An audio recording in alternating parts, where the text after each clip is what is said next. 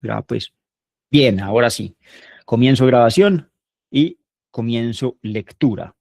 Esto es de El Orlando, una biografía de Virginia Woolf. Recuerden, Orlando tiene el corazón roto, se recluye en su casa y vive su tusa amorosa, pues como se vive una tusa. ¿Cómo? Así.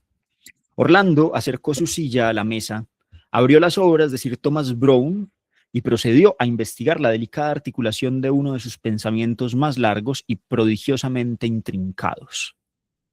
Pues aunque estos no son asuntos que un biógrafo pueda amplificar con provecho, los lectores capaces de construir con unas pocas indicaciones dispersas la entera circunferencia y el ámbito de una persona viva, los lectores capaces de transmutar nuestro mero susurro en una inconfundible voz, de percibir, aunque describamos o no, una cara precisa, de intuir sin una palabra que los ayude un pensamiento exacto, y no escribamos sino para lectores así.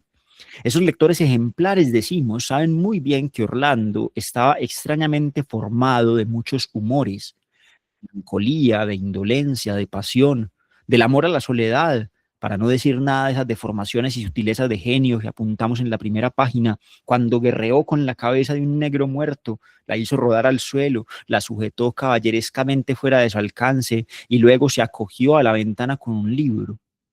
Su afición por los libros era temprana. De chico, los pajes lo sorprendían leyendo a la medianoche, le quitaban la vela y criaba luciérnagas que ayudaban a su propósito.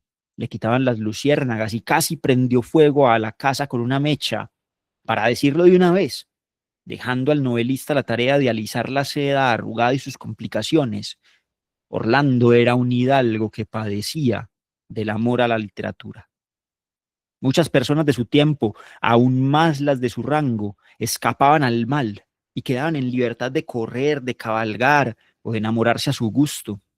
Pero algunos los contaminaba un germen nacido del polen del asfódelo, traído por los vientos de Grecia y de Italia, y de naturaleza tan perniciosa que detenía la mano lista para el golpe, velaba el ojo que buscaba su presa y entorpecía la lengua que estaba declarando su amor. La fatal naturaleza de ese morbo sustituía a la realidad un fantasma, de suerte que Orlando, a quien la fortuna había otorgado todos los dones, platería, lencería, casas, sirvientes, alfombras, camas en profusión, no tenía más que abrir un libro para que esa vasta acumulación se hiciera humo.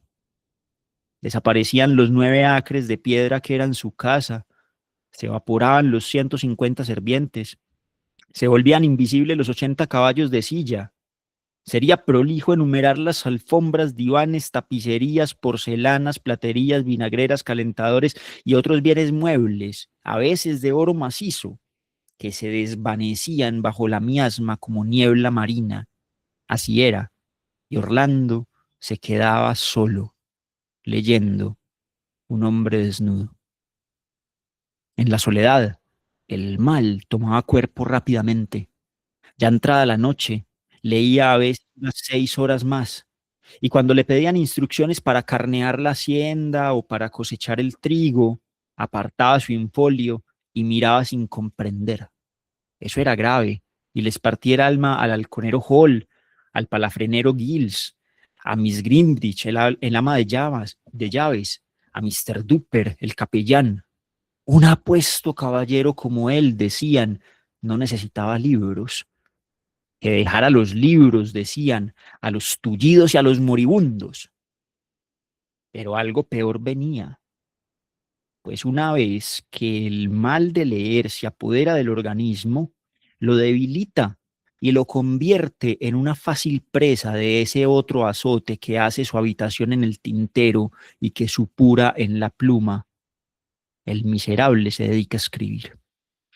Y si eso ya es bastante malo en un pobre, sin otra propiedad que una silla y una mesa debajo de una gotera, pues al fin de cuentas no tiene mucho que perder. El trance de un hombre rico que tiene casas y ganado, doncellas, burros y ropa blanca y sin embargo escribe libros, es penoso en extremo. Se le escapa el sabor de todo, lo torturan hierros ardientes, lo roen los gusanos. Daría el último centavo, tan virulento es ese mal, por escribir un solo librito y hacerse célebre. pero todo el oro del Perú no puede comprarle el tesoro de una frase bien hecha. Se enferma, cae en una consunción, se huela los sesos, vuelve su cara a la pared. No importa en qué actitud lo encuentran, ha atravesado las puertas de la muerte y conocido las llamas del infierno. Orlando, felizmente, era de naturaleza robusta y el mal, por razones que declararemos después, no lo quebró como a muchos de sus iguales. Con todo, lo afectó profundamente, según veremos. Al cabo de una hora o dos de lectura de Sir Thomas Browne, cuando el bramido del ciervo y el canto del sereno proclamaban el momento más hondo de la noche y el sueño general atravesó el cuarto, sacó del bolsillo una llave de plata y abrió las puertas de un escritorio incrustado que había en el rincón. Adentro había unos 50 cajones de madera de cedro y cada uno con un rótulo escrito cuidadosamente en letra de Orlando. Se detuvo, como si no supiera cuál abrir. Uno decía la muerte de Ajax, otro el nacimiento de Príamo, otro Ifigenia en Aulide, otro la muerte de Hipólito, otro Meleagro, otro la vuelta de Ulises. En fin, casi no había un solo cajón sin el nombre de algún personaje mitológico en un momento crítico de su carrera. En cada cajón había un documento considerable, escrito de puño y letra de Orlando. La verdad es que hacía muchos años que Orlando padecía ese mal. Ningún muchacho había pedido manzanas como Orlando había pedido papel, ni golosinas como él había pedido tinta. Huyendo de los juegos y de la charla, se había ocultado detrás de las cortinas, en los oratorios secretos o en la despensa detrás del dormitorio de su madre, donde había un gran agujero en el piso que olía espantosamente a estiércol de pájaros, con un cuerno de tinta en la mano, una pluma en la otra y en las rodillas un pliego de papel. Así fueron escritas, antes de que él cumpliera los 25, unas 47 comedias, historias, novelas, poemas, unas en prosa, otras en verso, unas en francés, otras en italiano, todas románticas y todas largas. Había hecho imprimir una por John Bollen, Fair and Coronet, frente a St. Paul Cross, Cheapside, pero aunque el espectáculo de esa obra lo deleitaba singularmente, no se había atrevido a mostrárselo ni aún a su madre, ya que escribir, y no hablemos de publicar, era, bien lo sabía, una falta imperdonable en un noble. Primer fragmento. Orlando, con el corazón roto, despechado, se vuelca a un consuelo que es leer y escribir, que la autora nos pinta bajo la lógica de una enfermedad, la enfermedad de la lectura, que además tiene una concurrencia con la enfermedad de la escritura.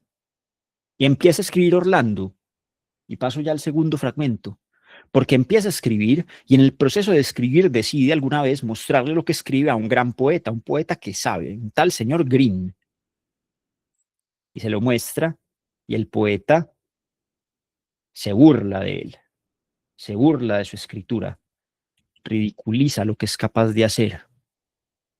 Y así Orlando lee esa crítica del poeta e intenta continuar prometiéndose no volver a escribir nada. Intenta vivir sin escribir nada. Y así pasa esto. Despechado porque se burlan de su escritura, Orlando sigue viviendo porque no sigue viviendo. Así Orlando daba sus órdenes y despachaba en un santiamén los menesteres de su vasta propiedad. Pero en cuanto estaba solo bajo la encina, los segundos se inflaban y se inflaban como si nunca fueran a caer. Iban llenándose además de objetos incoherentes. No solo lo asaltaban problemas que han confundido a los mayores sabios, que es el amor, que es la amistad, que es la verdad, sino que al pensar en ellos todo su pasado, tan infinitamente largo y tan múltiple, se agolpaba en el segundo pendiente y lo hinchaba de increíble manera, lo teñía de mil colores y lo colmaba con todos los desperdicios del universo. En tales cavilaciones, o como se les quiera llamar, pasó meses y años de su vida. No sería exagerado decir que salía con 30 años después de almorzar y volvía a cenar con 55 a lo menos. Hubo semanas que le añadieron un siglo, otras no más de 3 segundos. En resumen, la tarea de estimar la longitud de la vida humana, no nos atrevemos a hablar de los animales, excede nuestra capacidad, pues en cuanto decimos que dura siglos, nos recuerdan que dura menos que la caída de un pétalo de una rosa. De las dos fuerzas, alternativamente, y lo que es más confuso aún, simultáneamente, gobiernan nuestro pobre cerebro la brevedad y la duración. Una, la divinidad con pies de elefante, mandaba a veces en Orlando, otras veces la divinidad con alas de mosca. La vida le parecía prodigiosamente larga, sin embargo pasaba como un rayo.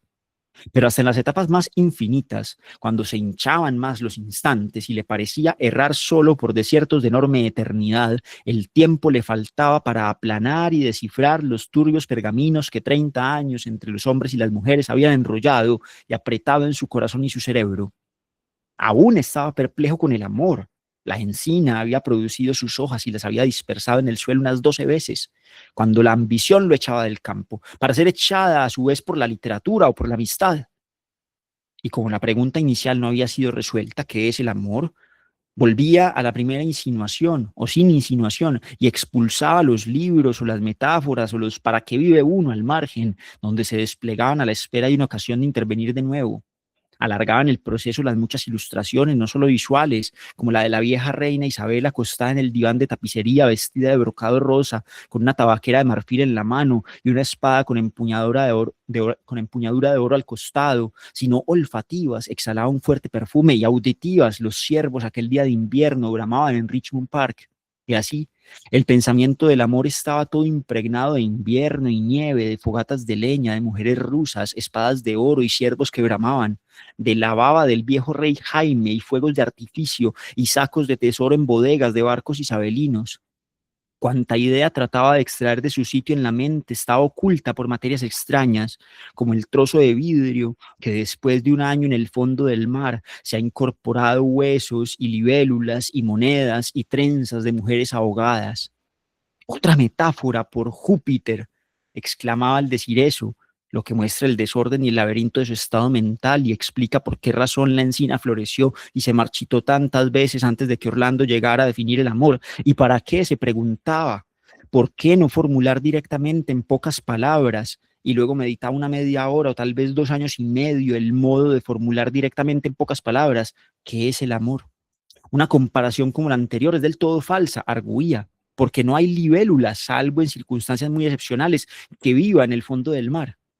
Y si la literatura no es la esposa y compañera del hecho, de la verdad, ¿qué será entonces? Maldito sea, ¿a qué decir compañera del hecho cuando se ha dicho esposa? ¿Por qué no decir directamente lo que uno quiere sin una palabra de más?